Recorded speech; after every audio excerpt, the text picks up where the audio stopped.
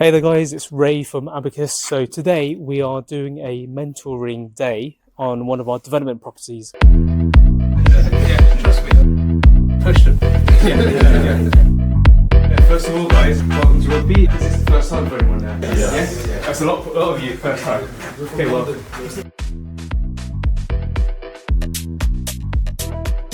Do you typically go back to brick on all your refurbs? Because just from being in construction, Yes. obviously I've been on the tools for years. Yeah. And I've got a very, very good idea on like how much things cost. Yes. And then in the property world, everyone's always like pumping back to brick. But Yeah. I know if you buy something like you say, you don't have to extend. Yes. Or you can just run, say, the cables on the wall and then maybe just dot and dab over the top. Yes. Instead of all of that. Yes. All of those skips that you're going to use to get rid of waste that you don't really need to get rid of. Do you know what I mean? Yes, I do. Being a bit creative with the construction instead of just go in and go everything back to brick, because sometimes you don't always need to. So is that something you always do, or? It's a great question. I do actually endorse going back to brick if we do a full HMO where we're doing all new rewire, plumbing, drainage, that kind of thing. If we're doing all new services, yes. If we're not, if we're like keeping like the electrics, if for some reason they may be like, okay, and we're extending things, and even the en-suites like the plumbing and the drainage, and we're just extending things and using the existing like central heating pipes and stuff because they're in good condition, then there's no need. But because we generally do a whole new first fix on each property, because I usually buy to hold these properties with a mindset of more than like 20 years, 25 years, because I want that capital growth at the back end. Right, that's my whole strategy. Like the HMO cash flow is just a bonus really to me. It just helps to basically snowball that investment pot. I always go to back to brick if I need to. So like I won't hesitate on that. And even ceilings down as well, because basically running like your pipes and stuff, you have to destroy the floor if you don't basically open up the ceiling. So I do endorse that. I have a lot of people who ask me this all the time, like how do we reduce your cost? Yeah, you can reduce your cost by not like going back to brick, but then if the stuff behind the walls are not very strong and crumbly and stuff, and after you spent thousands decorating and like doing all the finishing stuff, and then you see cracks and stuff, it is pretty disheartening. It's more to do with how long do you plan to keep the property. If you're thinking like keep it short term, I probably wouldn't go back to brick and just try to save that cost. But no, I think I am an advocate of like doing it like properly, get it back to brick, because if you're doing full rewires and stuff, you're gonna have to chase walls, you're gonna have to chase like a lot of things. Got like this, it's almost like an L shape. Yes. Is that like a seating Breakfast area? bar. Yeah. Oh, right. Yeah, so we've designed that purposely so that people can eat in that kitchen as well. Because Right. it is, it's quite a big kitchen for actually the size. Yeah. It's pretty much just all kitchen, that room. Yeah. There won't be a space for a seating area, but that's why we put the breakfast bar in. And did you design that or did Yes. Howden? I designed that. So basically, I'll design that and I'll just kind of get Howdens to like draw it up for me. Yeah. I'm very hands-on. Even with the architect, I'll ask them to do a survey, but I'll actually already go on Paint and I'll draw up what I want and basically see their version of it, and I'll optimise what I want and then I'll send it to them. I used to use that free CAD software that I mentioned before. Homestyler, that's it. It's actually really good. Homestyler is really good. I used that in my first few years. But then, now, I just use the most simplest and fastest form, which is basically go onto Paint and just draw whatever I need. Yeah, no software involved because it's just faster. Yeah, otherwise I'd be drawing like everything and like taking hours on it. What is the minimum square metre requirement for rooms, and how does that change if you want to have 2 occupants in one room? Oh, great question. So basically, as a rule of thumb, if we look at the national standard, minimum size for HMO room 6.5 square metres. That's 6.51 to be precise, but that's only for single occupant, and also you need to have like certain like communal space requirements, but generally bog standard, that is it. If we're looking at like a smaller kitchen where you don't need the communal lounge, that kind of thing, you need about 10 square metres. That's for a single occupant as well. So there is a trade-off. Basically, you could make a great big kitchen lounge communal area, and then that means that you can do smaller rooms, maybe even more rooms in the house, or you could go for bigger rooms and less communal space. So for example, I always focus on big rooms and smaller communal space now, because big rooms rent more. So I've gone down that route now. I've evolved my strategy. What's the smallest room in this property? And what's your communal space? I think it's about 10 square metres. And how does that affect your communal space?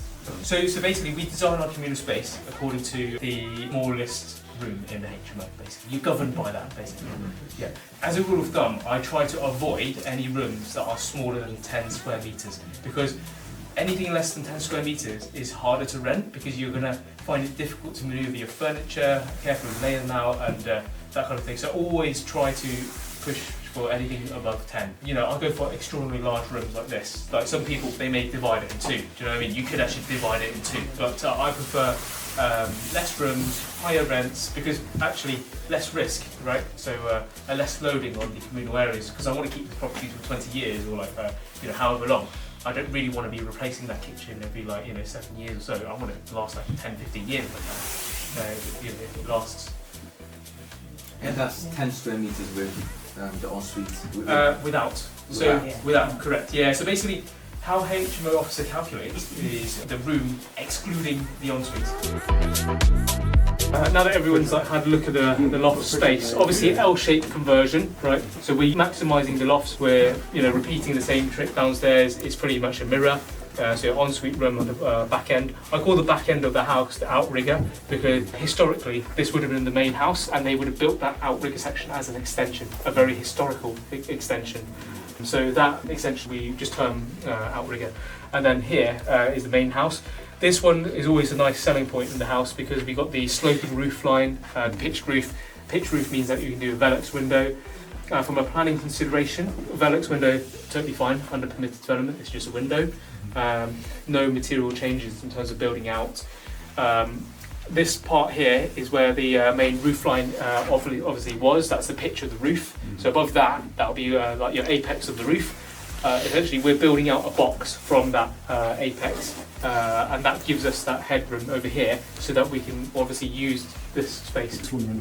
I would say this is always the top room. So 875 in this case. Yeah, 875. Yeah. Usually rents first time whoever's viewing it because they'll think, oh yeah, it's exclusive, upstairs, nice view outside when you take down all the sheeting, and because you've got dual aspect, you've got light coming in from there and also there.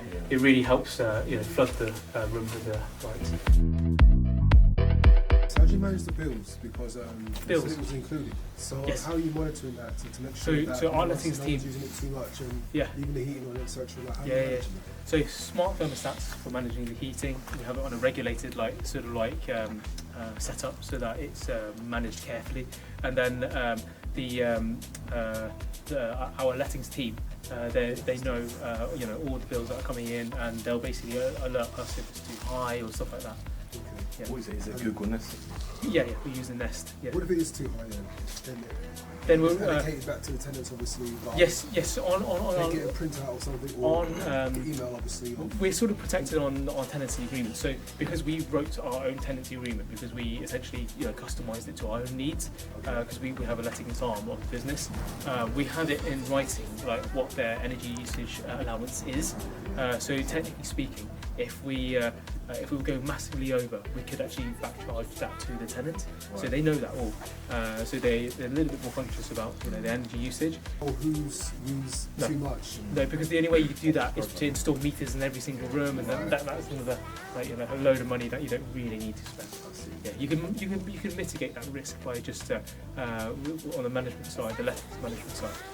Yeah. Do you split it between overusage between all the rooms? If there is one? It's impossible to know unless you had meters for everything. Yes, I do, because I'm essentially a builder myself now. Right. So basically, because I started life as a property developer, but because I did so many developments, I'm sort of I gained the knowledge on the inside on how to do these. So now I have a construction team, our in-house construction team, who basically do these, and it's just another arm of the business now that I sort of have grown. Because basically the way how I have run my business is I have property that I'm sort of building portfolio of, snowballing. That's one side of the business. That's asset, growing. But then the service side is what pays for my bills.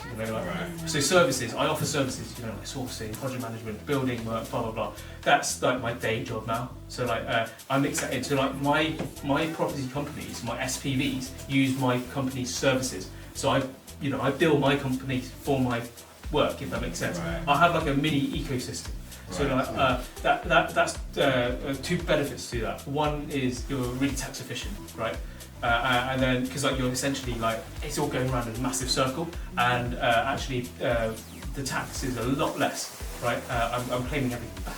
Do you know what I mean? It's all going to go back to me. It's like, yeah. So I sort of built that on purpose because I wanted it to be really efficient. How long does the build process take on your builds? I would say typically 5-6 months for this kind of size. Yeah. From 6 months to start to finish. start to build. finish. Yeah. How far are you off from where we are now at this stage A month. to people coming in? A month. I would say we're trying to target end of November will be fully finished and furnished. Yeah. So you're advertising now to get to tenants? No. Basically, I don't really need to yet because we have actually got like a waiting list of people who want studios from our existing tenants, and also like the ensuite rooms generally will fly out pretty quick when it's put to market. Yeah. So we don't really struggle too much with our rooms in terms of renting them. Expect like 2-3 weeks we'll be letting them pretty well. Yeah. The other thing is if we do advanced marketing as well, sometimes it doesn't help because like then you need to do repeat viewings because like basically they will not see the finished product, and then what you're displaying isn't actually the property, and we don't want to lose that trust with the tenant. We want to show them what's actually there. So we will actually now wait until we've got the photos all done, ready, because like our conversion rate's pretty high. So like once it's all done, it's pretty like certain that we're getting them all rented like within 2-3 weeks. Yeah, we used to do advanced marketing, but not anymore. It's just not really worth it, to be honest. It's not worth it. No, because basically, not for us, because we're a letting agent as well. So like it's more viewings. Do you know what I mean? Basically, like or like more questions, or like, why are you using someone else's images? Actually, our images, but still, yeah. But for someone starting out, Yes. you would recommend advanced marketing? Oh yeah. I think so. Like I think yeah. If you're running your lettings and business, you might want to be careful your time. But like yeah. But if you're hiring someone else for your letting agent, I'd say yeah, push them. Yeah. Do their job. Yeah. And that's what I was going to ask. Well, for my first project, for example, Yeah. that 6-month build Yeah. period, would you say that's what we should be looking to achieve? Depends if it's a new build team. It's Is it a main contractor that you're using? Yeah, or contract. Main contractor. Yeah, if it's a main contractor, they'll have everything like under their control, should be. So yeah, you should be able to push them. If you're subcontracting everything, expect more challenges to go along the way. Just be careful if you subcontract. That's all. Do you run multiple projects knowing that the finish is going to be to what difficulty.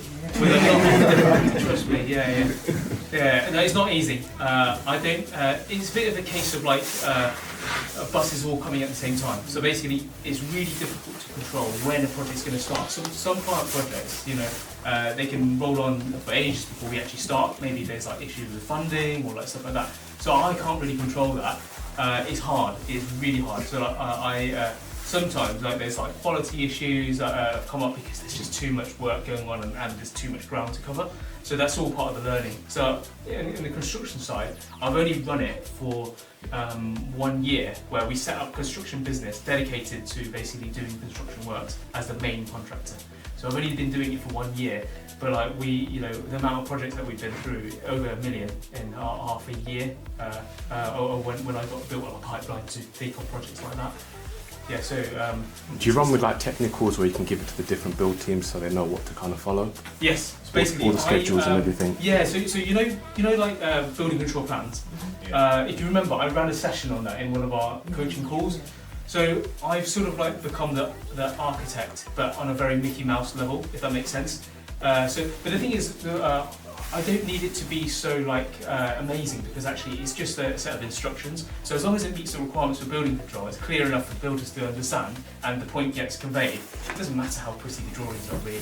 But, so I've basically done the detailed plans myself because I know what the builders are thinking and I know what they need to know. So that's basically what I do. Because some detailed plans, they can come up with like a load of text and a load of complex stuff, loads of like cross sections, and builders are thinking like, what the hell is this? And then they'll ask me like, oh, can you explain how to do this? So I'd rather just simplify it all to their level and basically say, look, we're doing it like this.